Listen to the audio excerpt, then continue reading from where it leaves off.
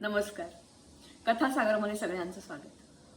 केरळ म्हणजे भारताचं दक्षिण टोक, त्याच्यापासून आज आपण येणार आहोत मध्य भारतामध्ये.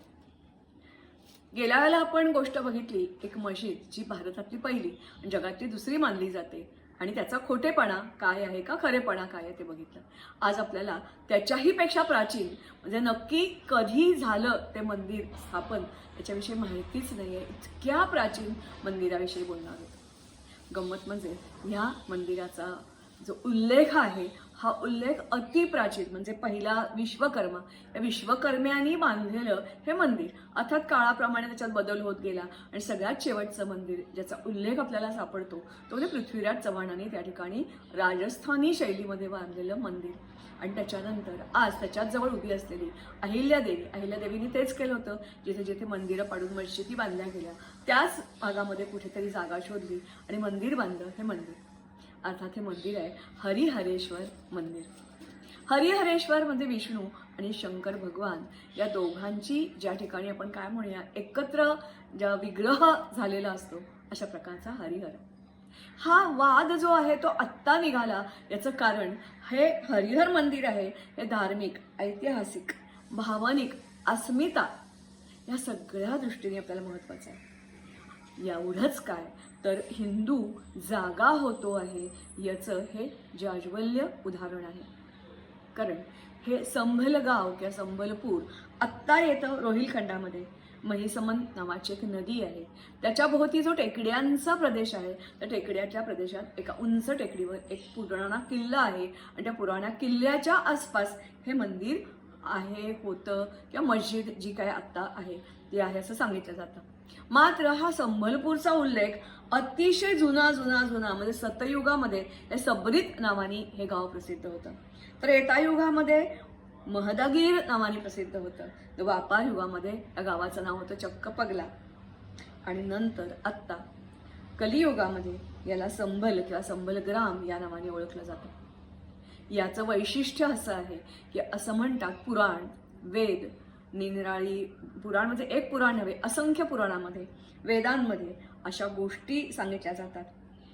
या मंदिराची स्थापना या मंदिर अस्तित्वात आलं तरी कसं तर सर्वांनाच माहित आहे की शिव हा आदी ना अंत असा संहारक. विष्णू आणि ब्रह्मदेव दोन्ही याचे भक्त. विष्णू आणि ब्रह्मदेव दोघांनी शिवाची प्रार्थना केली, उपासना केली, प्रसन्न करून घेतलं. त्यांना विचारलं शिवाने तुम्हाला काय वर हवंय. ब्रह्मदेव सृष्टीचा निर्माण करता तो म्हणाला माझ्या पोटी तू पुत्र म्हणून ये. महादेव चिडले. ते म्हणाले भलतंच काय मागतोस, तुला जेव्हा तुझं जे कार्य आहे निर्माणाचं पृथ्वी निर्माणाचं ते जेव्हा तुला अशक्य होईल तेव्हा आपण बघूया. मात्र त्याला प्रचंड राग आला. विष्णूच्या बाबतीमध्ये विष्णूने त्याला सांगितलं सतत तुझ्या सेवेत लीन व्हायचा वर मला तू दे. शिव प्रसन्न झाले आणि ते म्हणाले अरे तू आणि मी वेगळा कुठे आहोत. तू पृथ्वीचा रक्षण करता तर मी संहारक. दोघांची भूमिका तेवढीच महत्वाची आणि म्हणून ह्याच्या पुढे तू आणि मी एकत्रपणे आपण नांदणार आहोत. आणि म्हणून हरिहर एक भाग विष्णूचा आणि एक भाग शंकराचा असा हा हरिहर देव. विष्णूचं वाहन विष्णू बरोबर गरुड आणि शंकराचं वाहन शंकराबरोबर. शंकराच्या हातात जी सगळी आयुधं असतात ती शंकराच्या हातात, विष्णूच्या हातात असतात सुदर्शन चक्र वगैरे ते त्याच्या हातात. अशी ही मूर्ती स्थापन केली गेली आणि प्रत्यक्ष विश्वकर्मा जो होता त्यांनी हे मंदिर स्थापन केलं. तेव्हापासून हे मंदिर या ठिकाणी आहे. अशी आणखीन एक कथा सांगितली जाते की शैव आणि वैश्य विष्णूची उपासना शिवाची उपासना करणारी त्यांच्यात वाद रंगला, सभा बोलवली गेली. त्या सभेमध्ये प्रत्यक्ष हाणामारीवर वेळ आली आणि मग प्रत्यक्ष शिव तिथे अवतरले आणि त्यांनी सांगितलं अरे काय वेडे आहात तुम्ही, कोण मोठं. आम्ही दोघेही सारखेच आहोत. माझ्या वाचून तो अपुरा, त्याच्या वाचून मी अपुरा आणि म्हणून या हरिहरेश्वर मंदिर त्या ठिकाणी स्थापन केलं गेलं. असं आणखीनही म्हटलं जातं की याचा आणखीन एक पुरावा पुराणामध्ये असं मिळतो की याच संभल गावामध्ये एक कल्की नावाचा अवतार तो जन्म घेणारे एका ब्राह्मणाच्या घरात देवदत्त नावाच्या पांढऱ्या घोड्यावरून आणि सगळ्या हातात तलवारी शस्त्र घेऊन तो शत्रूचा दुष्ट शक्तींचा संहार करायला निघणारे आणि त्याला जात्याच शिवाकडून असंख्य वर आणि सगळ्या 68 कला प्राप्त झालेल्या असणार आहेत. सगळा दुष्टांचा संहार करून झाला की कलियुग संपेल आणि मग परत सतयुग सुरू होईल असंही म्हटलं जातं. आपले जे लोक आहेत म्हणजेच विष्णू जैन असतील किंवा इतर जे संशोधक तिथलं करणाऱ्या ज्या मीनाक्षी असतील त्या सगळं तेच सांगतात की आमच्याकडे हे इतके जुने पुरावे आहेत. त्या ठिकाणी अर्थातच त्या काळातली मशीद किंवा मंदिर, मशीद असं तर शक्यच नाही, मंदिरही इतके वर्ष टिकणं शक्य नाही. नंतर मात्र मंदिराची कोणी कोणी नक्की उभारणी केली गेली त्याच्याबद्दल कल्पना नाही. मात्र वीरेंद्र मोहन संखधर यांनी अनेक ठिकाणी अनेक वेळेला त्याची जी पाहणी झाली त्याचा दाखला दिलेला आहे. पहिल्यांदा आर्किओलॉजिकल सर्वे जेव्हा स्थापन झालं त्यावेळेला म्हणजेच 1873, 1889, नंतर 1911, 1657 आणि 1966 अशा अनेक वेळेला त्याची पाहणी झाली. गॅझेटमध्ये नोंदी आहेत, गॅझेटमध्ये पुराण्या मंदिराचे फोटो आहेत आणि नकाशासुद्धा उपलब्ध आहे. एवढंच नव्हे तर त्यांच्या मते आजही त्या जिथे मशीद असं म्हटलं जातं, प्रार्थना मार्ग आहे, फवारा म्हणजे ज्याला आपण म्हणतो, आपल्या प्रत्येक देवळामध्ये असं एक फाउंटन असतं, तलाव असतो, विहिरी असतात, कूप असतात, हे सगळं तिथे उपलब्ध आहे.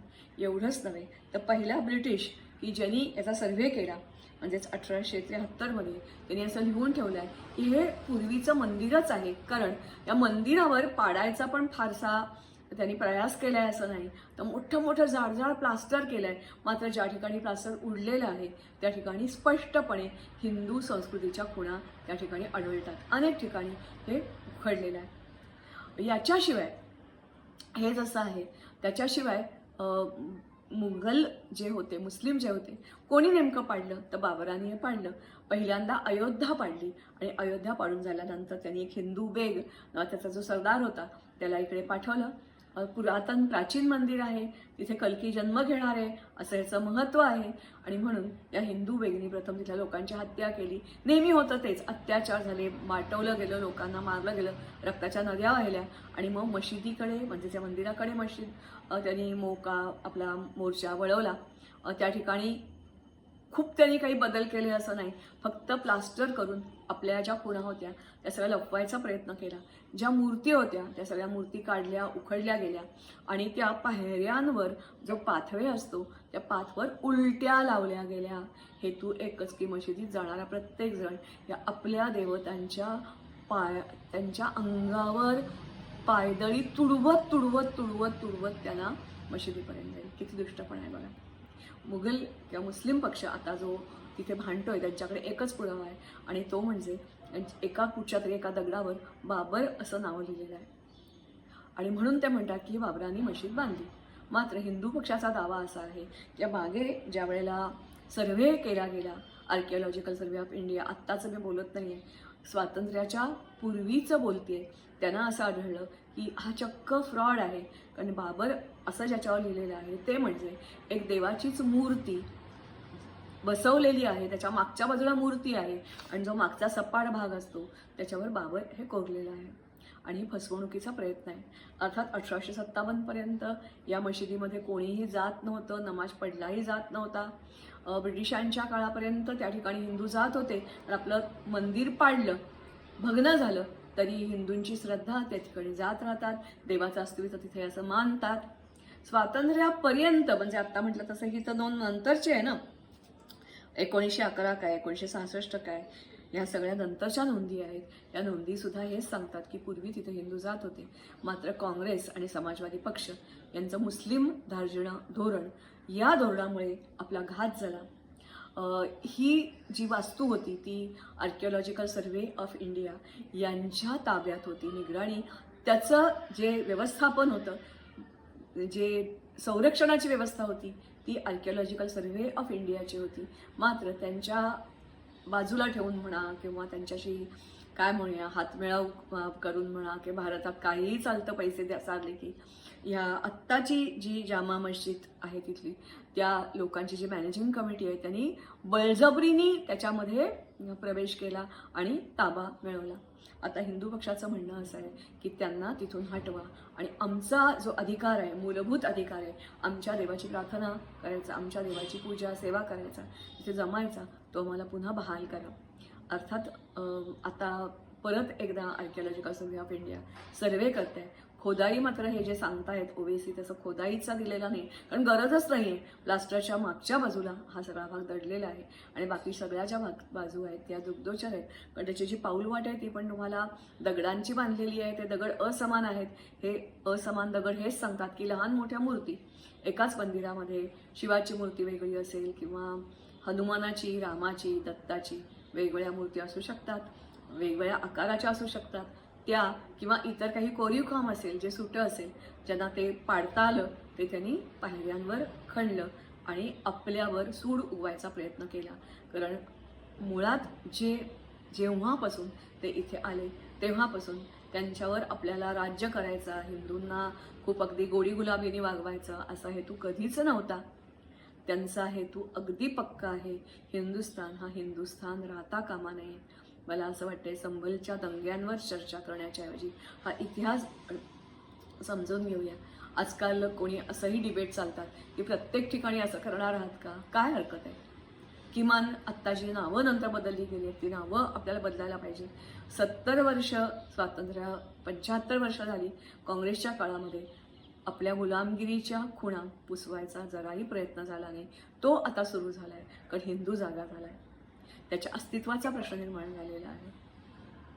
मला असं वाटतंय माझ्याशी तुम्ही सहमत व्हाल, ही सगळी माहिती नव्या पिढीपर्यंत पोचवाल, जुन्या पिढीपर्यंत पोचवाल, घरात चर्चा कराल आणि मला काळाची गरज आहे. आता जर जागे झालो नाही तर आपल्या पाठी रडणारं सुद्धा कोणी उरणार नाही, हे लक्षात ठेवूया. तुम्हाला पुन्हा विनंती करते, लाईक करा, सबस्क्राईब करा आणि इतरांना ही गोष्ट सांगा. हेच संभलपूरचं वादग्रस्त हरिहर मंदिर का मस्जिद. लिखित रिपोर्ट 150 सालचा जुना आपला आहे उपलब्ध, पण आपल्या वेद पुराण धर्मग्रंथात अनेक पुरावे दिलेले आहेत. संभलपूर हे सतयुगापासून अस्तित्वात असलेलं गाव असं मानलं जातं. याच गावामध्ये कल्कीचा अवतार जन्म घेणार आहे असं मानलं जातं. कल्कीचा अवतार म्हणजेच विष्णूचा 10वा अवतार. तो पांढऱ्या घोड्यावर स्वार होऊन आणि शिवाकडून 64 कला आणि कित्येक अशा गोष्टी घेऊन जन्माला येईल. हे कल्कीचं मंदिर अशा प्रकारे इतरत्रही उपलब्ध आहे. हा कल्की इथल्या दुष्टांचा संहार करेल आणि मग अर्थातच सतयुग पुन्हा एकदा पृथ्वीवर अवतरेल असं म्हटलं जातं. आता प्रश्न फक्त एवढाच आहे की या असं महत्त्व असणाऱ्या या संभलपूर गावातलं हरिहर मंदिर नेमकं पाडलं तरी कोणी.